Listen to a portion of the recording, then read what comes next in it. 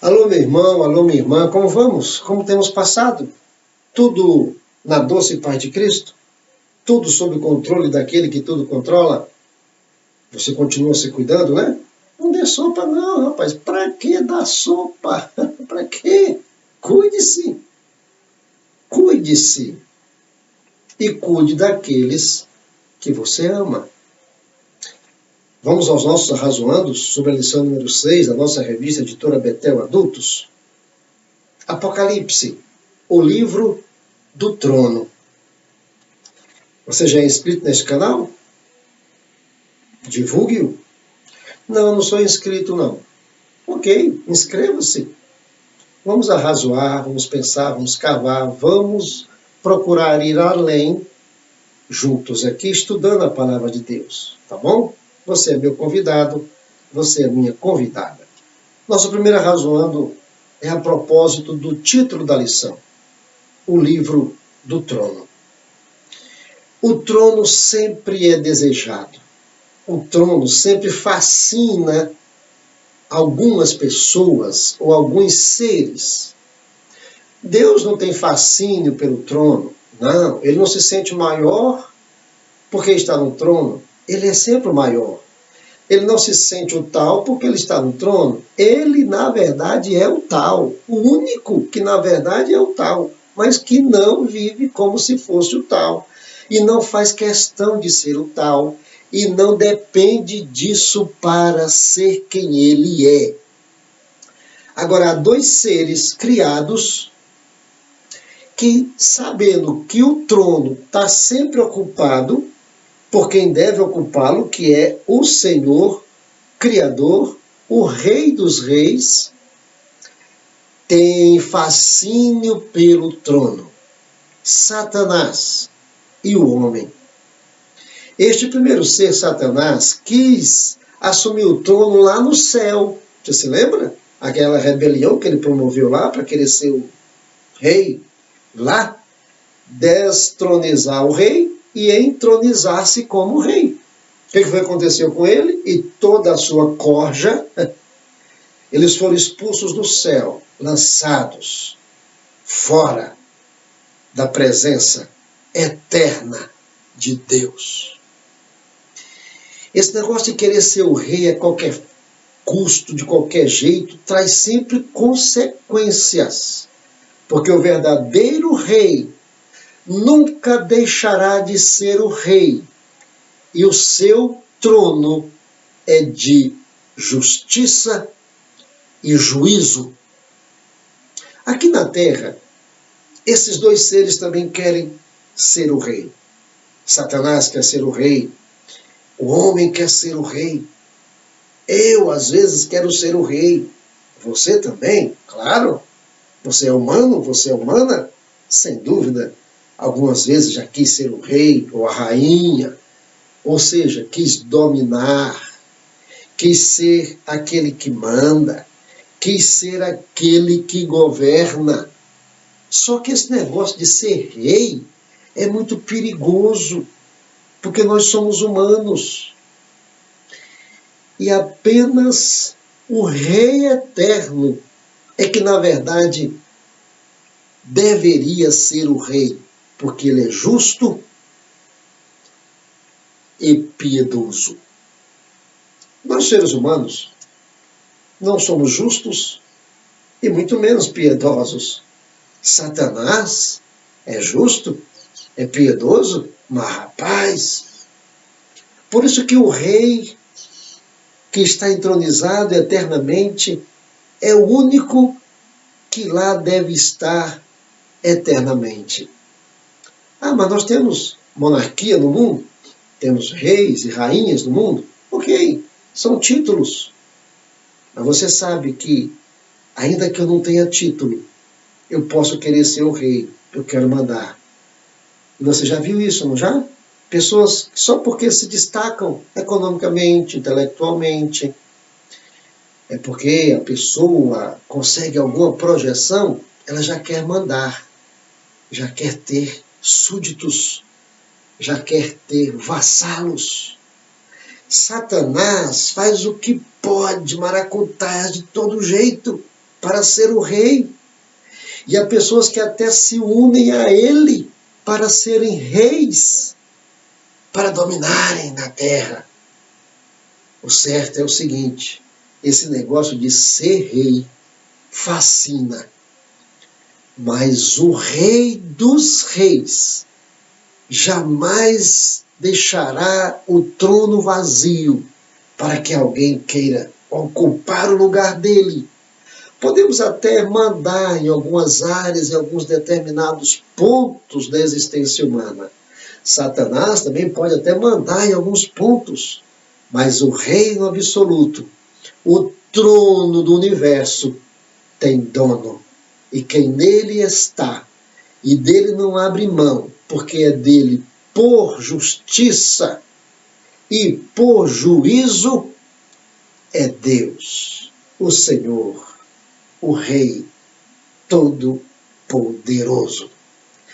Não se deixe embevecer pelo trono, porque o trono tem dono. Nossa segunda razão é para pensarmos aqui sobre uma coisa muito intrigante.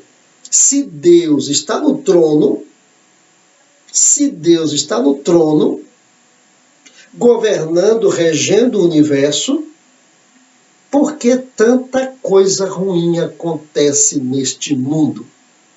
Não acontece porque, na verdade, ele não está reinando, porque, na verdade, ele não está regendo, porque, na verdade, ele não está a par de todas as situações, porque ele está sendo incompetente no seu reinado.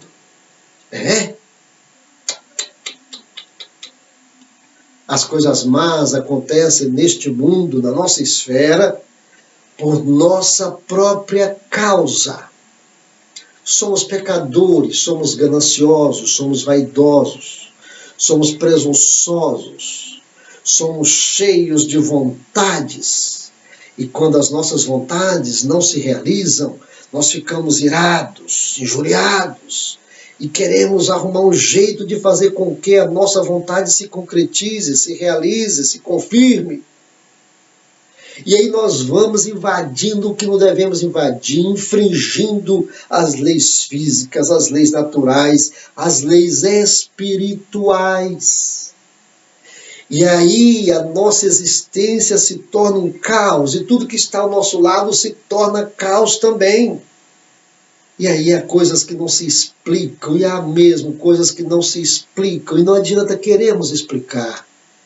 Homens honestos, pessoas de bem, são maltratadas, são humilhadas, são desrespeitadas, são mortas. E aí pessoas malignas, pessoas más, pessoas que não querem o bem do próximo, que só pensam em si mesmas, essas pessoas acabam se dando bem, e o cidadão de bem se dá mal. Deus não governa, Deus não rege. Não. A vida é cheia de surpresas. E a resposta que eu dou a essa pergunta, por que tanta coisa má acontece? É porque Deus não rege? Porque Deus não reina? A resposta é só uma, na minha ótica. É que enquanto estivermos aqui neste mundo, por causa do pecado, por causa das nossas próprias maldades, por causa dos caminhos que nós escolhemos trilhar, e por causa dos caminhos que os que antes de nós trilharam, e os que estão aqui hoje trilhando, e os que aqui estarão depois de nós trilhando, homens, aqui neste mundo, estamos sujeitos a tudo e mais um pouco. Imagine tudo, de ruim, de mal. Acrescente mais um pouco, e nós estamos sujeitos a tudo isso, porque nós somos humanos. Nós somos humanos. A partir do momento que Adão e Eva abriram as portas para que o diabo e toda a sua malignidade entrasse na vida humana, este mundo virou um caos. E nós estamos no meio do caos. Então, o caos nos acomete. Quando Deus interfere no caos, acontece um milagre. Mas isso não é todo dia, não é toda hora, não é todo instante.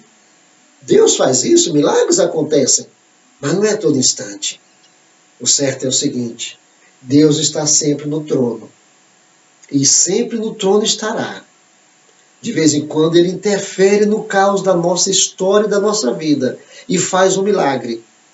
Mas independente de ele fazer um milagre ou não, nós estamos colhendo o que plantamos, o que nossos pais plantaram, o que os nossos governantes plantam, o que os nossos líderes plantam. E não há inocentes nisso aqui, não. Eu sou culpado, você é culpado, nós somos culpados, porque nós somos pecadores. E só estaremos livres desta desgraça, perdoem a palavra, desta desgraça chamada pecado, quando estivermos para sempre com o Senhor. Enquanto estivermos neste mundo, na presença do pecado, nós estamos sujeitos a tudo e mais um pouco. Quando estivermos fora deste mundo, fora da presença do pecado, aí sim, nenhum mal mais nos acometerá. Nosso terceiro razoando aqui é para falarmos sobre aquela visão que está registrada em Daniel capítulo 2, aquele sonho que Nabucodonosor teve, do qual não se lembrava, e queria que os seus sábios e entendidos revelassem tanto o sonho, porque ele havia se esquecido, quanto a interpretação do sonho. Desse a ele também a interpretação do sonho. Algo que ninguém podia fazer, só Deus.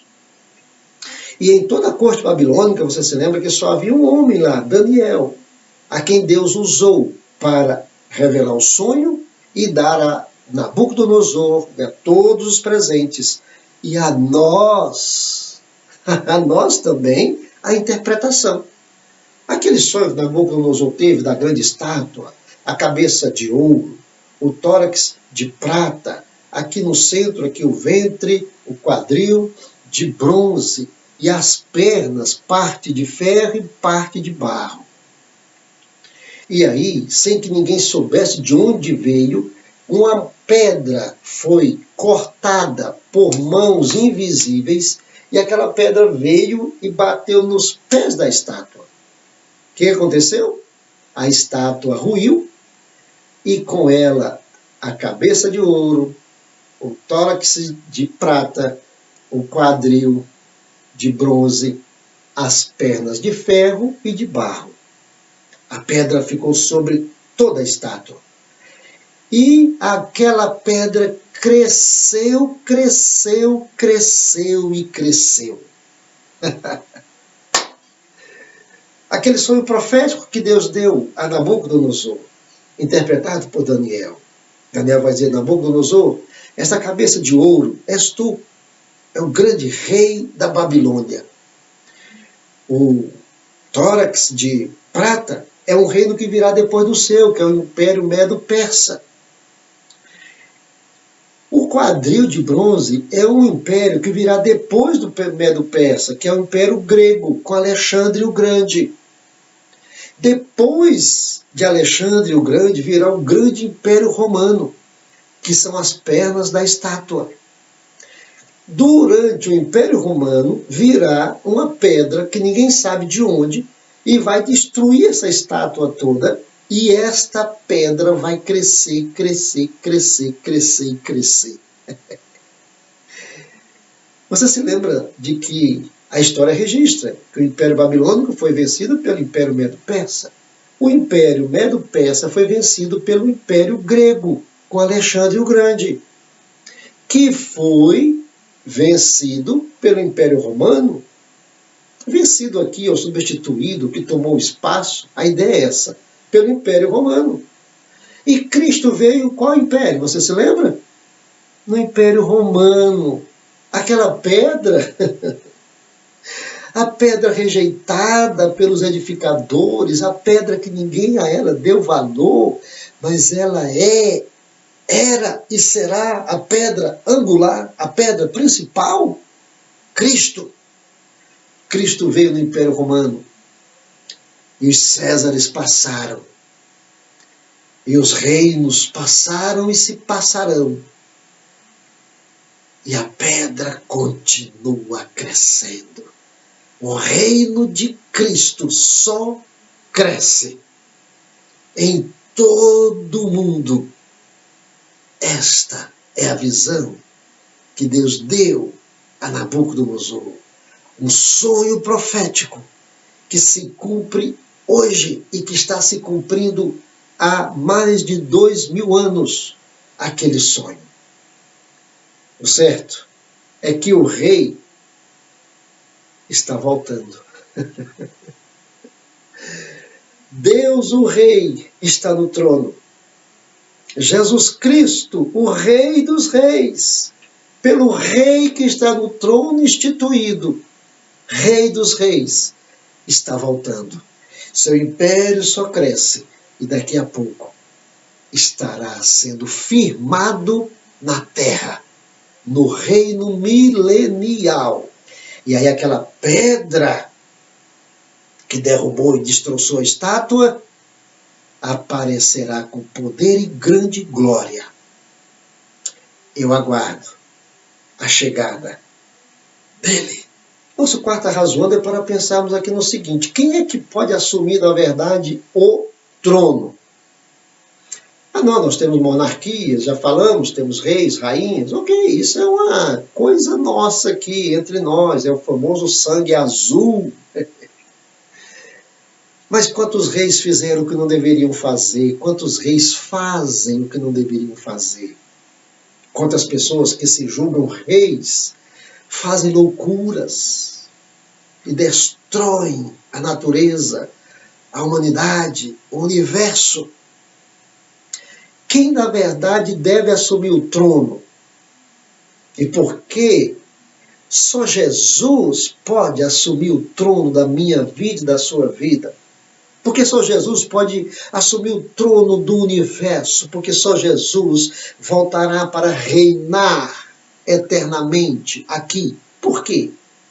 Porque o que pode assumir o trono é uma pessoa ou um ser que tem que vencer o pecado. Eu e você podemos vencer o pecado? Nós lutamos contra o pecado com a ajuda do Espírito Santo. E às vezes o pecado nos dá uma rasteira. E se fôssemos lutar contra ele sozinhos? A pessoa que deve reinar, o ser que deve reinar, tem que vencer o pecado, tem que vencer a si mesmo. Você vence a si mesmo? Eu venço a mim mesmo? Quantas vezes eu faço uma coisa que eu não deveria fazer? O apóstolo Paulo falou: miserável homem que eu sou, o bem que eu quero fazer eu não faço, e o mal que eu não quero fazer eu faço. A pessoa, o ser que deve reinar, aquele que venceu o pecado, que venceu a si mesmo, que venceu as ofertas do mundo, esses prazeres do mundo, riqueza, glória, fama, nomeada, que venceu Satanás, venceu o diabo, tomou dele as chaves da morte e do inferno, e que venceu a morte. Este ser tem tudo para ser rei. Por isso só Jesus pode reinar. Ninguém mais. Por mais ousado, abelhudo, pretensioso que seja, só ele pode, porque ele venceu, vence e vencerá. Nossa quinta razoando é para pensarmos aqui sobre aquela visão de Isaías, registrada no capítulo 6 de seu livro, que ele viu o Senhor em um alto e sublime trono, e os serafins gritavam, clamavam, falavam sem parar: Santo, Santo, Santo é o Senhor dos exércitos. Lá em Apocalipse, capítulo 4, que está registrado o trono de Deus, o trono dos 24 anciãos.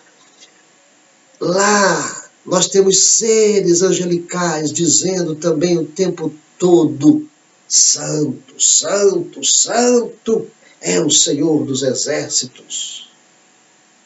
E aí alguém vai dizer assim, então Deus é o ser 3 vezes santo. Então, Santo Pai, Santo Filho, Santo Espírito.